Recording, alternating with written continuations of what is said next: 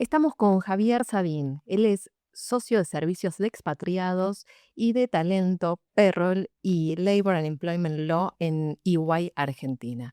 ¿Cómo estás, Javier? Muy bien, Laura. Muchas gracias por recibirme. No, gracias a vos. Arrancamos el año, bueno, ya hace casi 4 meses con mucho entusiasmo también por las distintas novedades que iba marcando el mercado, y una de ellas está muy vinculado a los cambios de la reforma laboral, la nueva ley de modernización laboral. ¿En qué estado está actualmente?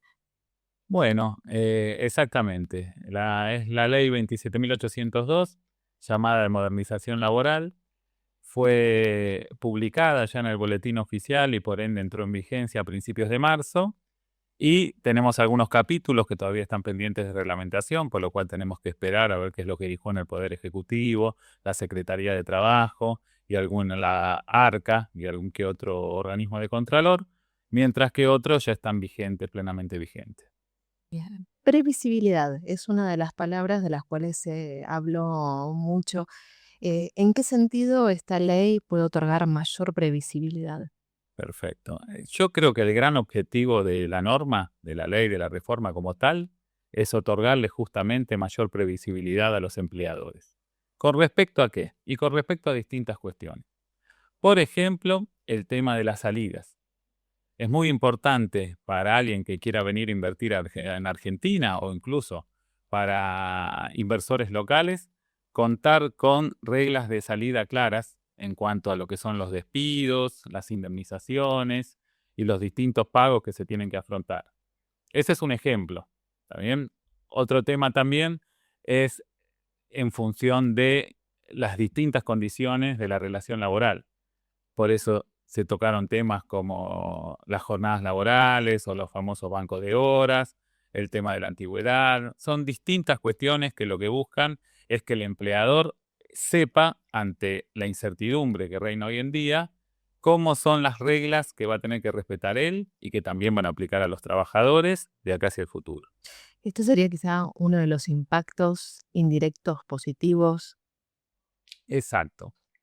Básicamente, lo que se buscó justamente es otorgar mayor previsibilidad atacando distintos institutos del derecho laboral que muchas veces culminaban en la justicia con mucha litigiosidad.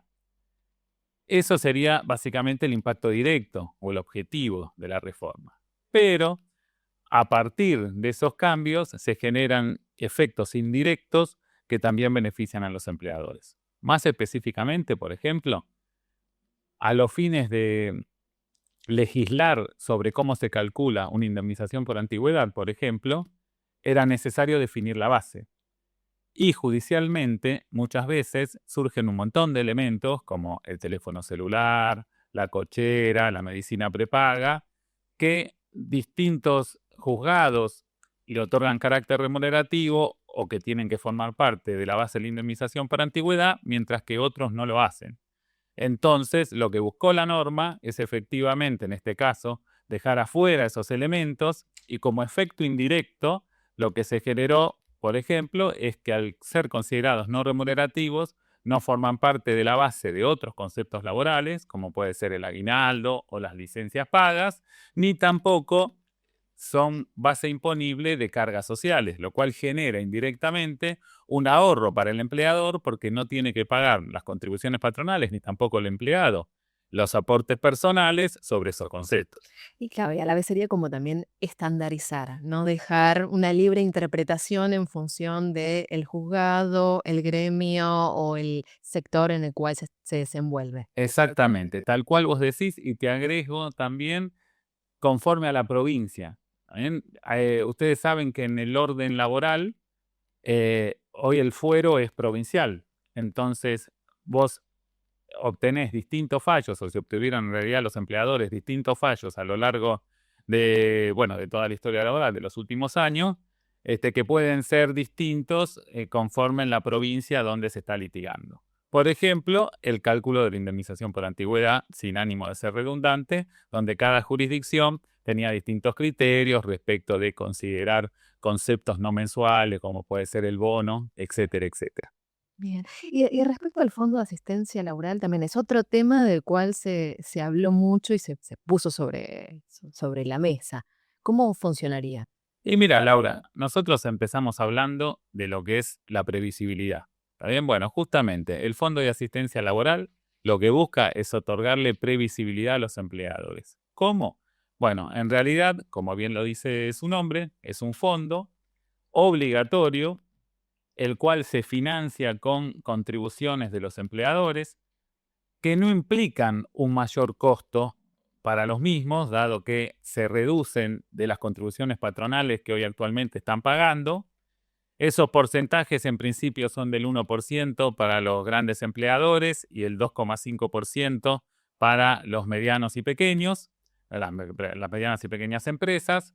Y ese dinero se va acumulando en una cuenta que es administrada por una entidad regulada por la Comisión Nacional de Valores, que todavía está pendiente de reglamentación. Son esos puntos que hoy tal vez no están 100% reglamentados. Y a partir de allí, esos fondos se pueden utilizar exclusivamente para hacer frente a indemnizaciones, a casi todas las indemnizaciones previstas en la Ley de Contrato de Trabajo, en los estatutos profesionales y en otros conceptos, y será opción del empleador al momento de cada despido elegir si lo afronta en forma directa o si utiliza los fondos que tiene depositados el dinero, perdón, que tiene depositado en esos fondos. Y ahí otra vez es importante previsibilidad. Mientras antes la indemnización tarifada, que vale aclarar que no es modificada para nada, independientemente de si la pague el FAL o si la pague el empleador, esto no se modifica. Acá lo importante es que el empleador va a tener ese fondo disponible para hacer frente a las indemnizaciones y de ese modo obtener esta famosa previsibilidad que ya veníamos hablando. ¿Y qué es lo que pasa con las multas, que a veces generaban sobrecostos para las empresas que eran como muy difíciles de afrontar? Es verdad. Justamente este tema de la litigiosidad lo que hacía era que los intereses sumados a las multas se arriben a unas sumas muy superiores a lo que en un principio se había solicitado y obviamente alcanzando en muchos casos valores irrazonables. Bueno, ¿cómo acciona la reforma laboral, la ley 27.802 en este sentido? Bueno, lo hace del siguiente modo. Por un lado, limita todo lo que son las acciones del derecho civil por daños y perjuicios, por lo cual los jueces a partir de ahora se tendrían que limitar exclusivamente a la normativa laboral que justamente a partir de la ley de bases que se sancionó a principio en julio del año 2024, ya había derogado todo lo que son las multas de la Ley Nacional de Empleo y todos los castigos que tenían los empleadores. Y el otro tema también, donde se hizo mucho hincapié, es en la forma de calcular los intereses. ¿También? Cada provincia, cada jurisdicción tenía una fórmula distinta, muchas veces se ocasionaba anatosismo, es decir, interés sobre interés, alcanzando intereses muy altos, especialmente en entornos de alta inflación, como nos tocó en los últimos años. En este caso, lo que hace la norma es limitarlo a lo que es la inflación, al índice de precios al consumidor, más un 3% en el caso de los nuevos juicios. Como una especie de síntesis, volvemos como a mencionar este tema al cual hiciste referencia antes, que también representa ahorros en costos para las empresas. Exactamente, sí, es así. Hoy por hoy, la litigiosidad, hay muchos casos que son de conocimiento público y sobre todo en el debate de la ley de reformas laborales donde han surgido más a la luz. Lo que estas disposiciones, limitando o eliminando las multas, regulando la forma de calcular el interés, que básicamente lo que busca es simplemente evitar que se distorsionen los montos reclamados a causa de la inflación y que no pierdan poder adquisitivo, junto a lo que es toda la homogenización de la base indemnizatoria, tanto en los conceptos variables como en los conceptos mensuales, y con una clara definición que de alguna manera abarca la jurisprudencia de todas las provincias, o por lo menos de las provincias más importantes. Lo que se logra una vez más es otorgarle mayor seguridad y mayor previsibilidad a los empleadores en cuanto a lo que son estos cálculos, o mejor dicho, estos costos de salida que tienen. Bien. Hay un tema que no se habló mucho en el debate, o por lo menos tan abiertamente no tuvo espacio en los medios, pero que tiene que ver con los expatriados. En tu área de acción, vos trabajás directo con servicios de expatriados. Este tipo de, o esta reforma, ¿impacta de alguna forma? ¿No impacta? ¿Qué es lo que tienen que tener en cuenta las compañías con directores o ejecutivos que viven en el exterior? Perfecto. Sí, tiene varios impactos, como decíamos, que forman parte de estos efectos indirectos, cuyo objetivo en realidad era darle una forma de cálculo más precisa a otros conceptos. Pero bueno, básicamente acá encontramos que dentro de lo que son las excepciones a las prestaciones complementarias que forman parte del salario, se incluyó dentro de lo que son los alquileres o la provisión de vivienda, justamente a los arrendamientos en favor de, en este caso, empleados internacionales, pero también puede aplicar a empleados nacionales, cuando no tienen arraigo, en la localidad donde prestan servicios al momento del inicio de la relación laboral.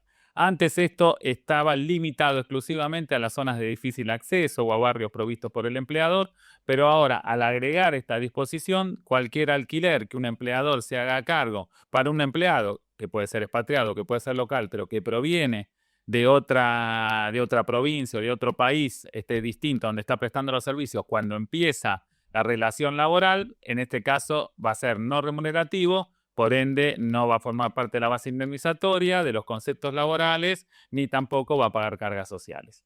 Y el otro efecto que también aplica a los expatriados, pero también a los directivos nacionales, que es muy importante prestarle atención, es que se agregaron también dentro de este mismo inciso o como un inciso distinto dentro de este mismo artículo, todo lo que son los pagos en, por ejemplo, participación de utilidades, todo lo que son los pagos en acciones de la compañía, también que es un concepto que también fue muy debatido y muy contradictorio muchas veces en lo que son los tribunales para su consideración dentro de la base indemnizatoria. En este caso lo estarían excluyendo y como efecto indirecto se estaría obteniendo también el no pago de las cargas sociales, pero aquí es muy importante destacar que la normativa dispone que es conforme a los límites y a la reglamentación que establecerá la autoridad de aplicación, que bueno, todavía no se ha pedido al respecto.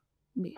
Y respecto a los incentivos para la formalización laboral, digo, también es otro punto que se tocó un poco, no tanto en la discusión. ¿Por qué sería relevante? Excelente pregunta, Laura. La realidad es que es un tema que ha tenido muy poca difusión y a nosotros sinceramente nos parece muy importante y que a su vez también, me has hecho acordar, muchas gracias, aplica también a los expatriados. ¿Por qué? Porque en realidad lo que se establece ahora es un régimen de fomento de nuevo empleo por el cual todas las incorporaciones que tengan lugar desde el 1 de mayo de este año hasta el 30 de abril del año que viene gozarán de una reducción de 15 o 13 puntos, dependiendo del tipo de empleador, en el pago de las cargas patronales. Es un montón de dinero, estamos hablando de 15 o 13% del salario bruto de los trabajadores. ¿Para quiénes? Para todos aquellos que sean incorporados en este periodo que yo mencioné y que provengan del sector público, nacional, provincial o municipal, que hayan sido monotributistas o que hayan estado desempleados por lo menos por 6 meses o al 10 de diciembre de 2025 o lo anterior, y lo cual de alguna manera incluiría a los expatriados como también al nuevo empleo, y por un término de 4 años, es decir, 48 meses pagando 15 puntos menos o 13 puntos menos, dependiendo del empleador, sobre el salario, la remuneración total de los empleados o de este tipo de empleados. Verdaderamente es muy importante y bueno, y esperemos que verdaderamente genere mayor empleo. Bien. ¿Y qué es lo que cambia en lo que es la responsabilidad de empresas usuarias frente a las que son contratistas también con la ley? Excelente, Laura. Justamente de qué hablábamos al principio, de la previsibilidad.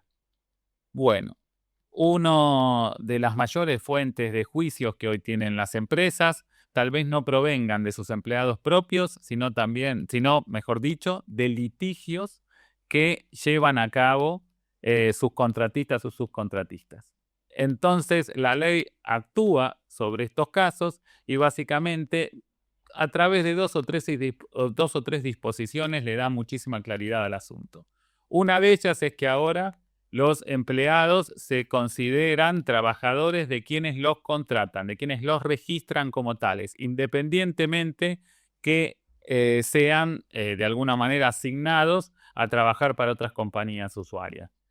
Eso es muy importante porque en el pasado había mucho litigio donde los jueces disponían que en realidad los empleados debían ser registrados por la empresa usuaria, eso es la responsabilidad directa del artículo 29 de la Ley de Contrato de Trabajo, generando una duplicación de costos muy importante porque había, por ejemplo, que volver a pagar las cargas sociales. Y el otro cambio que verdaderamente es importante y justamente apunta a dar esta seguridad a quienes subcontraten tareas, a quienes tercericen, es que la responsabilidad solidaria, que no se altera, sigue existiendo, que tiene el principal sobre las obligaciones laborales y previsionales del contratista, en realidad a partir de ahora se extingue si el principal puede demostrar que efectivamente realizó los controles previstos en la Ley de Contrato de Trabajo. Incluso se prevé el caso de que si la documentación que aporta el contratista es apócrifa, si pudiera demostrar que la información fue otorgada por el contratista, la responsabilidad solidaria, laboral y previsional en un juicio también se extinguiría.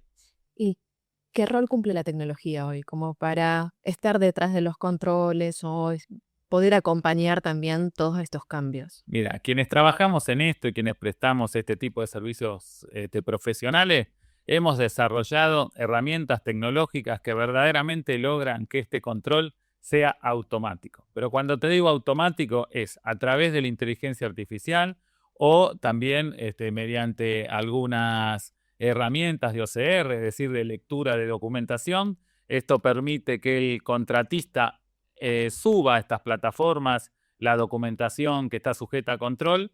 Es justamente este software el que realiza todo el chequeo, justamente leyendo los documentos, comparándolos contra el personal que verdaderamente prestó servicio para el principal, y se obtienen datos en tiempo real que le permiten a los contratantes, en este caso, saber específicamente qué proveedores están cumpliendo y cuáles no, con las obligaciones laborales y previsionales, y a partir de ahí determinar qué riesgos tienen y si efectivamente deben tomar algún tipo de acción al respecto. Buenísimo. Bueno, muchísimas gracias, Javier. Súper claro. No, por favor, Laura, muchas gracias y gracias a todos por la oportunidad y gracias por escuchar.